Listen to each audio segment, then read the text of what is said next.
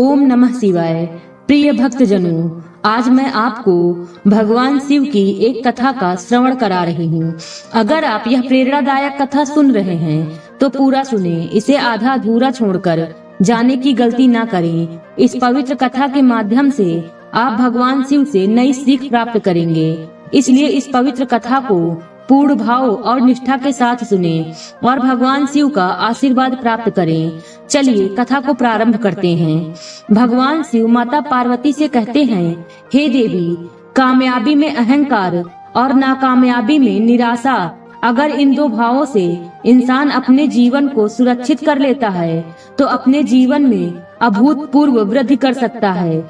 सांसारिक क्षेत्र में भी और आध्यात्मिक क्षेत्र में भी जब भी कोई इंसान कामयाब होता है तो धीरे धीरे जाने अनजाने उसके अंदर अहंकार प्रवेश करने लगता है।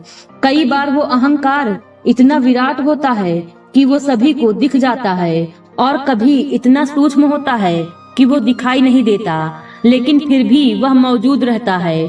और ऐसे ही जब कोई आदमी नाकामयाब होता है तो उसे निराशा, उदासी और दुख घेर लेते हैं, जिससे वो आदमी ना उम्मीद हो जाता है।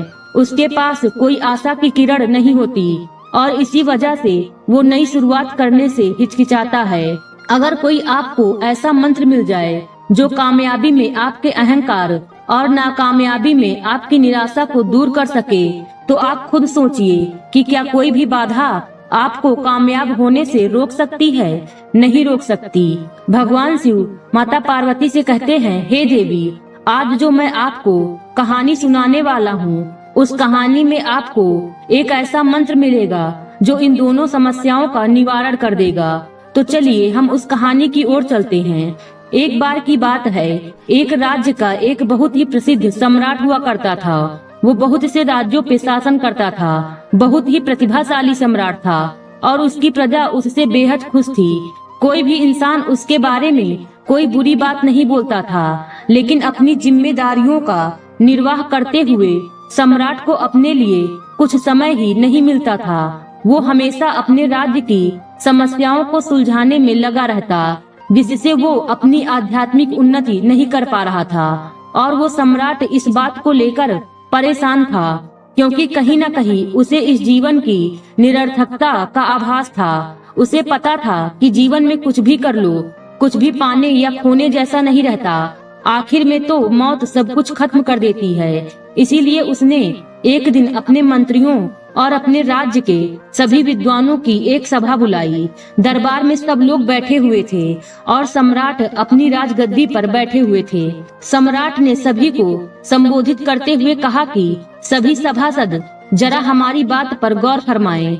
देखिए, हम अपनी जिम्मेदारियां पूरी तरीके से निभा रहे हैं, लेकिन इन जिम्मेदारियों का निर्वाह करते हुए एक समस्या पैदा हो गई है।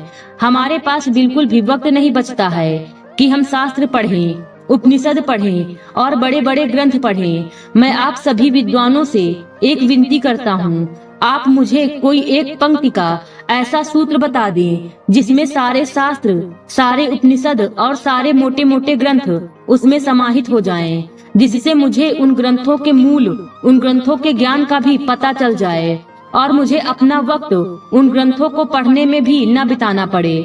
और जो भी विद्वान वो सूत्र मुझे बता देगा, मैं उसे मुंह मांगी कीमत दूंगा। राजा ने वो सूत्र ढूंढने के लिए अपने मंत्रियों को एक सप्ताह का वक्त दिया। सभी मंत्री, सभी विद्वान मोटे मोटे ग्रंथ लेकर बैठ गए और उनमें से ऐसा सूत्र ढूंढने की कोशिश करने लगे जिसमें सभी ग्रंथ समाहित हो जाएं। बहुत प्रयास करने के बाद भी किसी विद्वान को इसका उत्तर नहीं मिला जो जीवन के सारे सार को एक पंक्ति में समेट ले।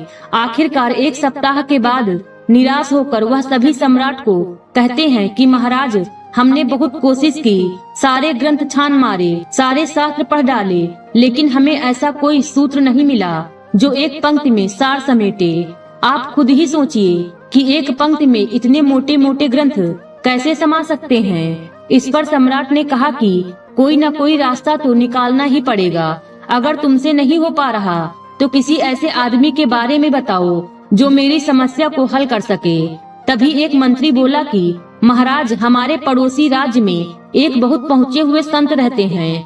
मैं यकीन से तो नहीं कह सकता, लेकिन शायद आपकी समस्या को सुलझा सकते हैं। आप एक बार उनसे भेंट जरूर करें। यह सुनकर सम्राट अगले दिन ही अपने कुछ सैनिकों और अपने घोड़े को लेकर उस संत के पास पहुंच जाते हैं। संत के पास पहुंचकर वह उन्हें सारी समस्या बताते हैं। उसकी समस्या सुनने के बाद वह संत कहते हैं कि राजन, मेरे पास भी ऐसा कोई सूत्र तो नहीं है, ना ही मैंने कभी इसके बारे में विचार किया, लेकिन मेरे गुरु ने मुझे एक अंगूठी दी थी। यह अंगूठी जो तुम मेरी उंगली में देख रहे हो, यह मेरे गुरु की भेंट की हुई है। मेरे गुरु ने इसे देते वक्त मुझसे कहा था कि इस अंगूठी के पत्थर के नीचे 2 पर्चियां हैं, जिसमें एक एक मंत्र लिखा हुआ है। एक पर्ची हरे रंग की है और दूसरी पर्ची नीले रंग की है। और मेरे गुरु ने यह पर्चियां मुझे देते हुए कहा था कि जब भी तुम्हारे जीवन में बुरे से बुरा समय आए, जब तुम्हें लगे कि सब कुछ खत्म हो चुका है, अब तो जीने जैसा कुछ बचा ही नहीं, तब तुम उस हरी पर्ची को खोलकर देखना। उसमें तुम्हें एक ऐसा मंत्र मिलेगा जो तुम्हें उस स्थिति से बाहर निकाल देगा। और दूसरी पर्ची तुम तब खोलना जब तुम अपने जीवन में सब कुछ हासिल कर लो, जब तुम्हें लगे कि जीवन में मैंने सब कुछ पा लिया, अब तो पाने जैसा कुछ रहा ही नहीं, तब तुम उस नीली पर्ची को खोलना। इसके बाद उस संत ने कहा कि मुझे तो अपने जीवन में इसकी जरूरत ही नहीं पड़ी, क्योंकि मेरे पास ऐसा वक्त ही नहीं आया कि मुझे यह पर्ची खोलकर देखने की जरूरत पड़े। इसीलिए यह पर्ची मैं तुम्हें भेंट कर देता हूँ। और यह कहते हुए उसने वो अंगूठी सम्राट को भेंट कर दी। सम्राट ने भी वो अंगूठी स्वीकार कर ली और अपने राज्य में वापस लौट आया। समय ऐसे ही चलता रहा। बहुत साल बीत गए।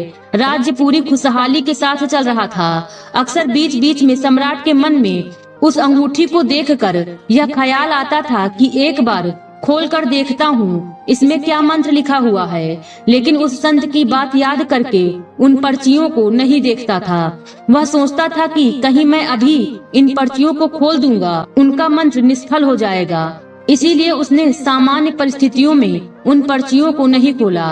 लेकिन समय की एक खासियत होती है, वह हमेशा बदलता जरूर है। और इसी तरह एक दिन उसके राज्य पर पड़ोसी राज्य के राजा ने हमला कर दिया। सम्राट ने अपने सैनिक बलों के साथ डटकर उनका मुकाबला किया, लेकिन विपक्षी राजा की सेना बहुत बड़ी थी, जिसकी वजह से राजा को हार का सामना करना पड़ा। हारने के बाद उसका राज्य तहस नहस हो गया। सारे घर बर्बाद हो गए और बहुत सारे सैनिक मारे गए। आखिर में राजा को अपनी जान बचाने के लिए अपने कुछ सैनिकों के साथ वहां से भागना पड़ा। राजा का परिवार भी इस युद्ध में खत्म हो चुका था।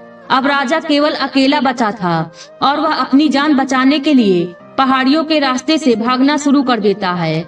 साथ में उसके कुछ सैनिक भी होते हैं, लेकिन कुछ समय बाद सैनिक भी उसका साथ छोड़कर भाग जाते हैं, क्योंकि उन्हें लगता था कि दूसरी सेना के जो सैनिक उनका पीछा कर रहे हैं वो राजा को मारते वक्त उन्हें भी जिंदा नहीं छोड़ेंगे। और यही सोचकर वह सैनिक अपने राजा को अकेला छोड़कर वहां से भाग जाते हैं।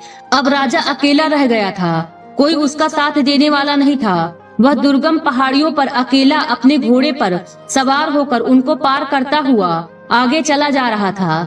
लेकिन दूसरी सेना के सैनिक किसी भी कीमत पर उसको ढूंढकर मार देना चाहते थे और पीछा करते हुए वह उसके बहुत करीब पहुंच चुके थे। तभी राजा को उनके आने की आहट मिली। राजा तुरंत अपने घोड़े से उतरकर वहां पर कुछ झाड़ियों में छुप जाता है। राजा जब झाड़ियों में छुपा हुआ था तो उन सैनिकों के कदमों की आहट से राजा का दिल सहम सा जाता था। तभी झाड़ियों में छुपे हुए राजा को उस अंगूठी की याद आई और उसने छुपे छुपे ही उस अंगूठी के ऊपर वाला पत्थर निकाला और उसमें से हरे रंग की पर्ची निकाली जो संत ने बुरे वक्त के लिए बताई थी। राजा ने वो पर्ची खोलकर पढ़ी और उसके बाद उसके चेहरे पर मंद मंद मुस्कान आने लगी। उस पर्ची में लिखा था कि ये वक्त है, ये भी बीत जाएगा। यह मंत्र पढ़ने के बाद उस सम्राट के मन को हिम्मत मिली और वो वहीं पर छुपा रहा। पूरी रात ढूंढने के बाद जब सैनिकों को सम्राट कहीं भी नहीं मिला तो वो वहां से खाली हाथ लौट गए। इसके बाद अगले दिन सुबह सम्राट उन झाड़ियों में से निकलकर आता है। यह मंत्र उसे बहुत ही सार्थक लगा कि वक्त है, यह भी बीत जाएगा, और इससे उसे बहुत हिम्मत मिली और उसने अपनी बची खुची टुकड़ी लेकर फिर से अपनी सेना तैयार की और कुछ समय बाद अपने पड़ोसी राज्यों से मदद लेकर उसने अपनी दुश्मन सेना पर हमला कर दिया। उसने पूरी हिम्मत के साथ जंग लड़ी और आखिर में उस जंग को जीत गया और उसे अपना राज्य भी वापस मिल गया।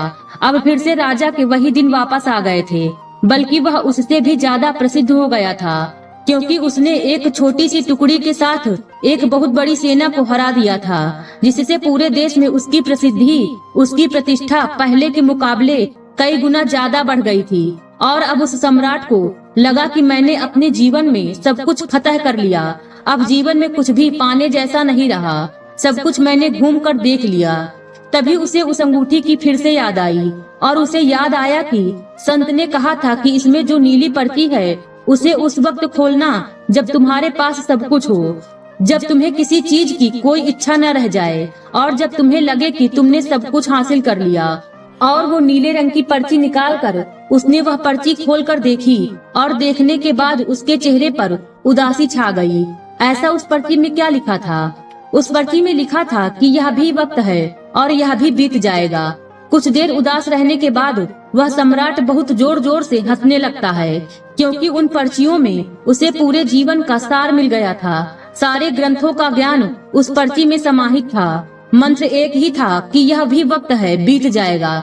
लेकिन यही सारी किताबों का, यही सारे शास्त्रों का और यही सारा ज्ञान है जो इस पंक्ति में समाहित है, यह भी वक्त है, बीत जाएगा। अक्सर हम जब नाकामयाब होते हैं, जब हमारा कोई काम सफल नहीं होता, तो हमारा मन घोर निराशा से भर जाता है, हमें कोई रास्ता नजर नहीं आता। लेकिन अगर ऐसे वक्त में भी आदमी यह मंत्र याद रखे कि यह भी वक्त है, बीत जाएगा, तो वह इंसान कभी भी हिम्मत नहीं हार सकता।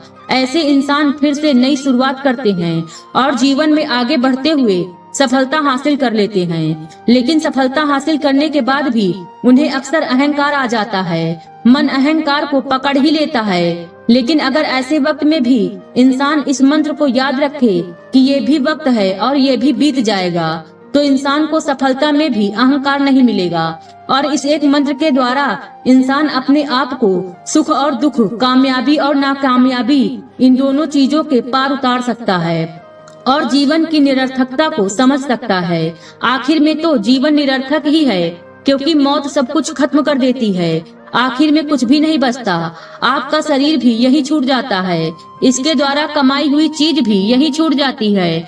और जब आपको अपने जीवन की निरर्थकता का आभास होने लगता है, तो आप जीवन की सार्थकता को जानना चाहते हैं। तब आप वो जानना चाहते हैं जो शाश्वत है और जो मृत्यु के बाद भी तुम्हारे साथ रहता है।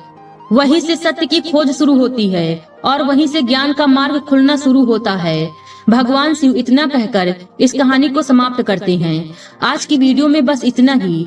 उम्मीद है वीडियो पसंद आई होगी। इस वीडियो में बोलते समय कोई त्रुटि हुई हो तो क्षमा करें।